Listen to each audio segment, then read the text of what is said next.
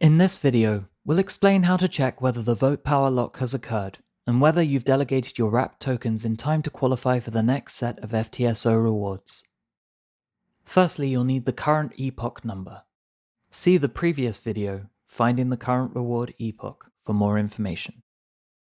Next, go to the FTSO Manager smart contract. You can search it in the top right of the Songbird Block Explorer. Click on the Read Contract tab and scroll to function 13, Get Reward Epoch Vote Power Block. Enter the specific epoch number you wish to query.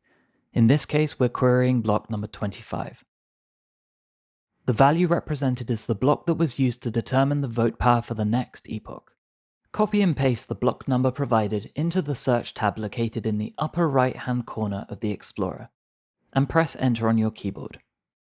Review the timestamp data for the exact date and time of the requested epoch in which the vote power was locked. You'll be able to determine if you delegated your wrapped tokens in time. Make sure to subscribe to our YouTube channel for more upcoming videos.